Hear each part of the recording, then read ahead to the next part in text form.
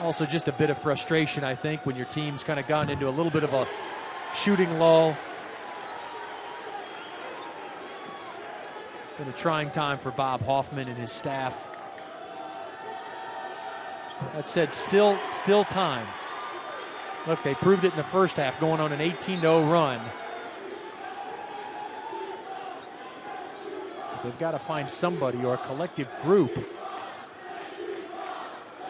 that can do something offensively. They've just been stagnant most of the second half. Prior to the technical, the foul committed by the Bucks was their 7th, so now it's a 1-and-1 for Lawrence Brown. ETSU today has hit 8 threes. They've hit 14 out of their 15 free throws.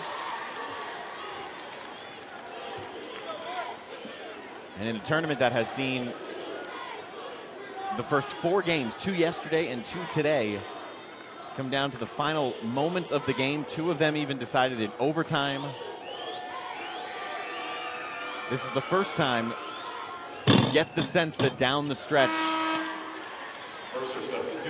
ETSU is in control as you hit that stretch run. Neither team in the first 4 really had a firm grasp at this point. You're right. You never felt it like you do right now. But amazing what a couple of stops and a few baskets can do for you. An offensive board for Wilson. He falls down. That's a traveling violation. Well, that was Banks inside.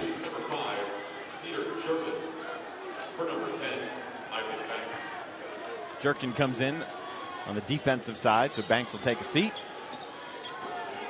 The time now where one of your leaders, Leonard or Jelks in particular, they got to step up. They got to demand the ball, try to make some plays.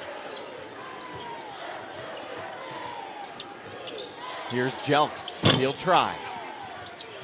Jerkin seals off Lawrence Brown.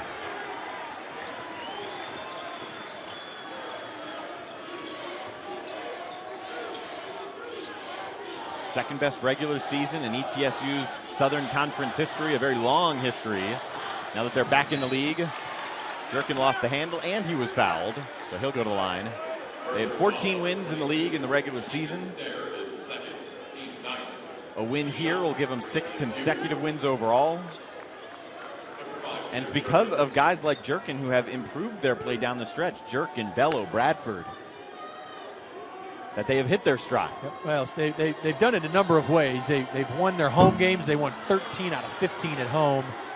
They took care of business when they needed to. But, give Steve Forbes credit for igniting or infusing some enthusiasm into this program. Murray Bartow had done a terrific job. Look, 6 postseason opportunities in 12 seasons. But Steve Forbes, when he inherited this program through graduation and attrition, really needed to go out and put a team together. And he's done it a number of different ways, transfers and junior college and some high school kids. And I think his junior college background has served him well in this role. Leonard, Stair tips it. Leonard down to the floor, wins it and gets up. He travels.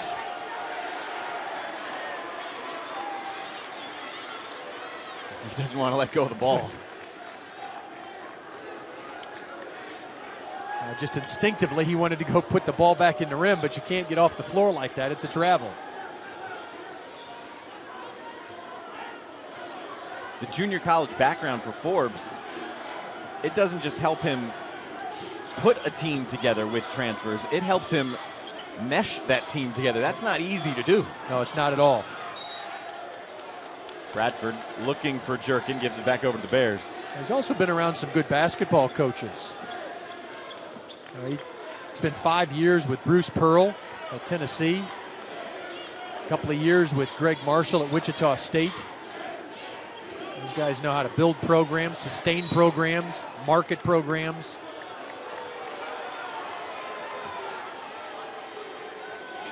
Bit of a touch foul there. So Strawberry has a 1-and-1. And he didn't play basketball. He was a baseball player. That's exactly right. He's from the middle of Iowa, although he'll tell you the high school coach when he was growing up at his high school, Don Showalter, really influenced him as he would go to camps and so forth. Showalter is now the USA Basketball junior coach.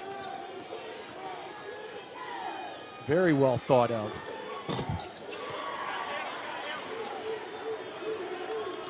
Strawberry's got Mercer back within 10. Bob Hoffman well down the bench, asking his guys, let's go, trying to give them a little bit of energy.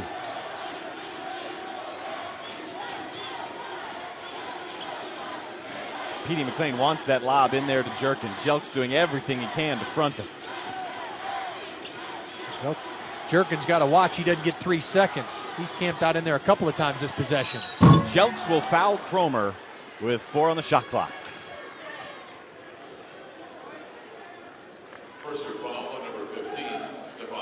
Cromer, ever the showman. He was a winner at the junior college level. You see it right here. Shot clock running down. Just a nick on the wrist there.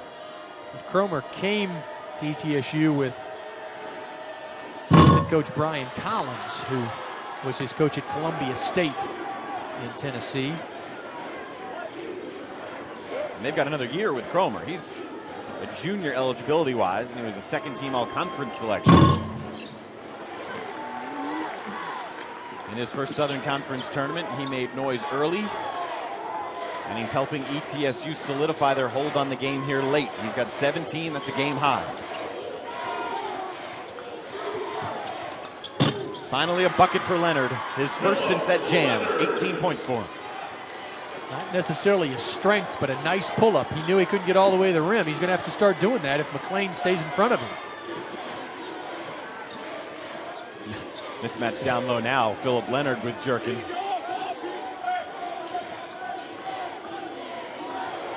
Now it's Strawberry. 3 Bears converge on Jerkin and knock him down. Mercer foul, number 22. Even Stair is third. 2 shots now for Jerkin. It's really what the Bucks are doing right now, playing 4 out, 1 in, and with Jerkin either posting or having the opportunity to come out and set a ball screen and then roll into the lane to try to cause a mismatch. They haven't been able to figure out how to handle him on the defensive end, not in this recent stretch. Nope, pretty smart by Steve Forbes just to stay with that. He's got shooters in Cromer, Bradford, and even Wilson in there. And he's just playing around Peter Jerkin. Maybe because of the tempo of the game, Bob Hoffman has elected not to go with Fischler, his 7-footer.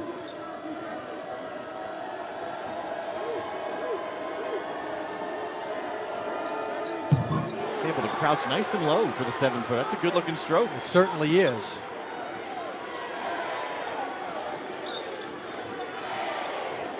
And now as you start creeping toward the 5-minute mark, every possession very critical for Mercer at the offensive end. Cromer with the foul. 2 hands onto Stair. That's what you want if you're Mercer. The ability to score points when the clock is stopped. This game is really grinded to somewhat of a halt when you consider how up and down and high scoring it was in the first half. ETSU comes out on fire. They jump out 17-5. Then the Bears come back with an 18-0 run.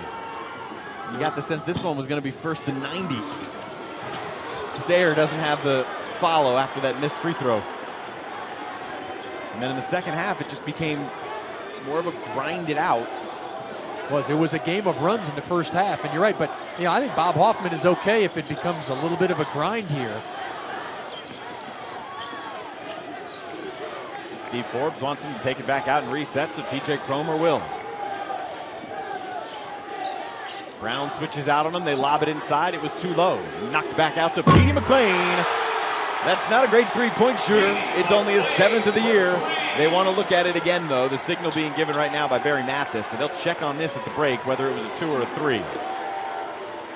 That's found money if you're ETSU. McLean simply not known for being a shooter, period, whether it's inside or outside the arc. To your point, just his 7th 3-pointer. That's just his 29th made field goal on the season in now his 32nd game.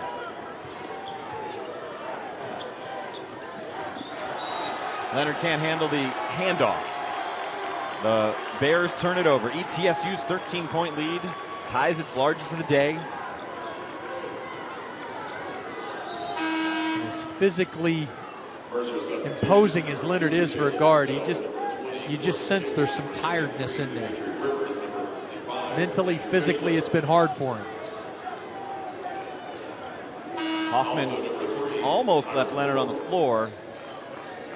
Now he likes to take him out. Trying to give him a rest around the next media timeout under 4 minutes. He just ran a line change in there. He just put 5 new bodies onto the floor. Kilby's out there. Dimitri Rivers is out there. Fischler.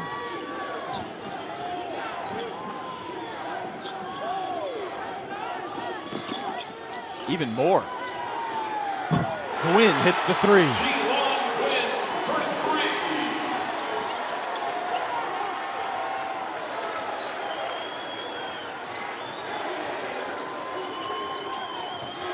Jalen Stowe controls, almost slid that back foot. Inside 4 minutes to go. Stowe drills the 3. He who showed us something here in 2 days. Here's Jelon Gwynn. No one picks him up. Drops it to Bello. Fischler rejects him. Foul committed there by Moore.